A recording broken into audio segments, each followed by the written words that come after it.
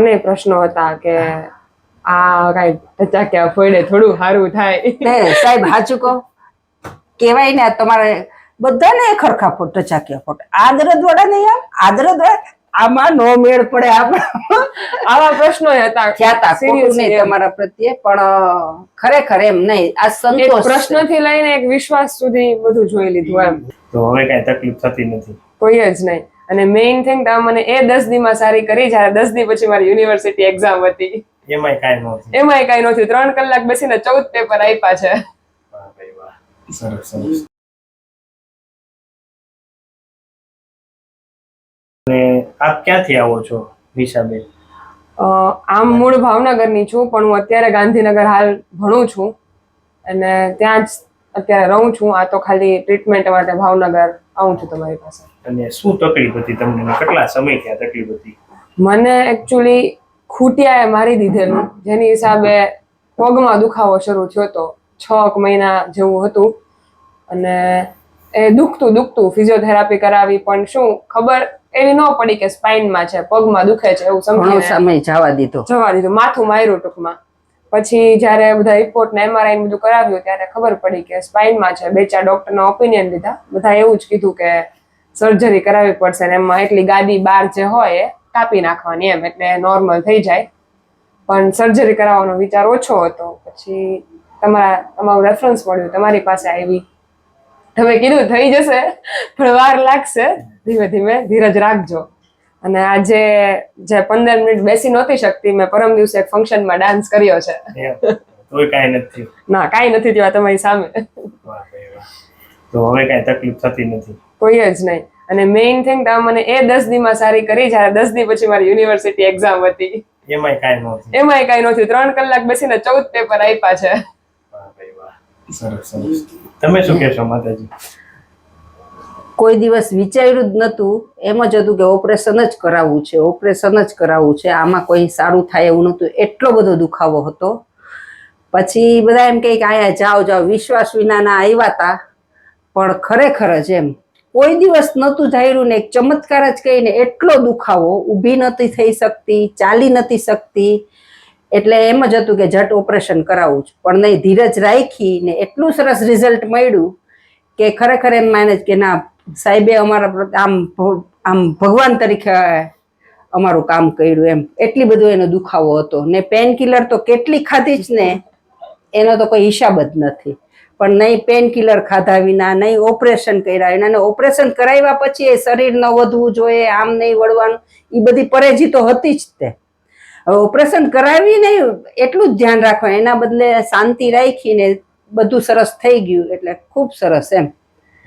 એટલે ભગવાનની કૃપા નહીં, તમારી મહેરબાની. ખરેખર ભગવાન છે ને તમારા ઉપર આવ્યાનું અમારું કામ સફળ થયું. નિમિત્ત બન્યા. ના, પણ આજે 100% એમ સંતોષ છે અમને. પણ એમાં એવું છે સાહેબ, તમે જે આ કરો છો એ 100% સરસ છે. મારા દિલની વાત શું છે ખબર છે? કાંઈક તમારા ઉપર કોકનો હાથ, તો જ તમે અહીંયા લગી ઓલું કરી શકો. એ ભગવાનનો કાંઈક પણ તમારું એવું કાંઈક સારું કામ હશે કે હું જે મનથી આમ ક્યારેક વિચાર કરું ને ત્યારે એમ થાય કે કાંઈક કોકના આશીર્વાદ એવા કોકનું એમાં કાંઈક છે તો ખરા, બાકી આ રીતે પોસિબલ જ નથી. તમારી કૃપા. કારણ કે કેટલી જગ્યાએ અમે આના માટે જઈએ એવા કે ઓપરેશન ને અમને તો અમુકનું ઓલું કઈ બિલે મળે ને આ થાય મેડિક્લેમ્પમાં થાય, છતાંય અમને અહીંનો શું કામ વિશ્વાસ કે એક જાતનો વિશ્વાસ કે નહીં અહીંથી જ સારું થશે ને ખરેખર થયું. પહેલા સ્ટાર્ટિંગમાં મને પ્રશ્નો હતા કે આ કઈ ટચાક્યા ફોડે થોડું સારું થાય. સાહેબ સાચું કહો, કેવાય ને તમારે બધાને ખરખા ફોટ ટચાક્યા ફોટ આદરદ વડા નહીં આદરદ વડા આમાં નો મેળ પડે આપણે. આવા પ્રશ્નો હતા તમારા પ્રત્યે, પણ ખરેખર એમ નહીં આ સંતોષ પ્રશ્ન થી લઈને એક વિશ્વાસ સુધી બધું જોઈ લીધું એમ. હવે હું તમને કહું, બધાને એક સરખું હોય ને બધાને એક સરખું ન પણ હોય. હું શું કરું, બધી જનરલ સર્વિસ કરી નાખું. શું કરું, તમે અમુક જગ્યાએ જાઓ તો એ તમને પગના જ કરે, ઘણા હાથના જ કરે, ઘણા ડોકના જ કરે. પણ ઘણી વાર ઘણાને બધું કરવાથી બીજો નુકસાની થવા મળે, પણ એ આવડવું જોઈએ. બધાય રચાક્યા ફોડતા આવડવું જોઈએ. ક્યાં રીતે કઈ સેટિંગ, હવે કદાચ ઓલરેડી ડોકમાં સેટિંગ જ છે, આ બેનને કમરમાં તકલીફ હતી, ડોકમાં ઓલરેડી સેટિંગ છે, તોય હું ડોકમાં કરતો હતો.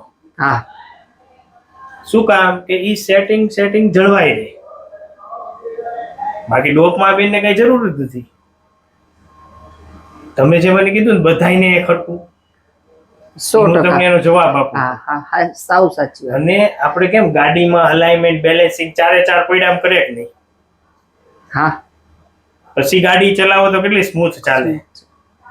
એમ આ શરીરનું બધી જે ઓર્ગન્સ બોન્સ બધા જોઈન્ટ એ બધા રિફ્રેશ થઈ જાય. આપણી સ્પાઇનની અંદર જેટલા ઓર્ગન છે ને એની બધી કેપિલરીઝ, વેઇન, મોટર નર્વ બધી જાતી હોય, ચેતાતંતુઓ ઝીણી ઝીણી હોય બધી જાતી હોય, અને આખું રિફ્રેશ કરે.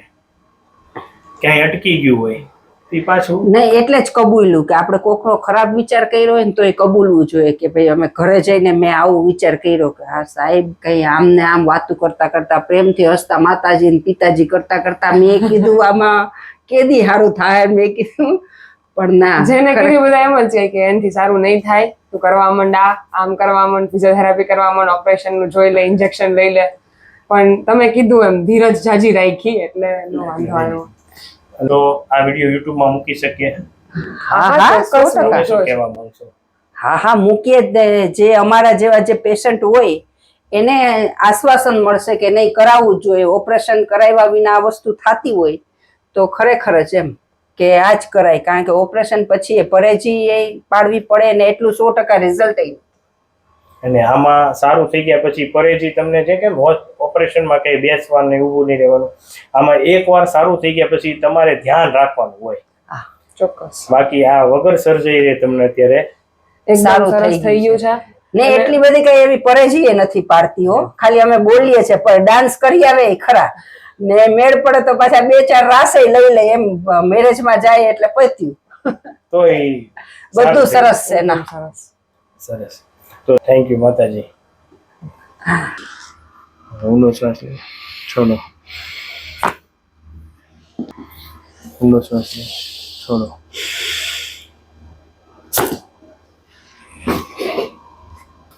શરીર લૂઝ નહીં ગયું. હા. ઊંડો શ્વાસ લે, છોડો. ઓકે. ઊંડો શ્વાસ લે, છોડો.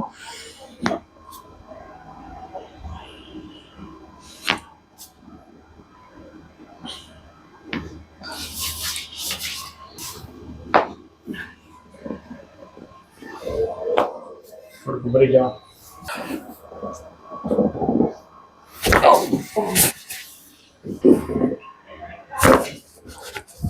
ચિત્તન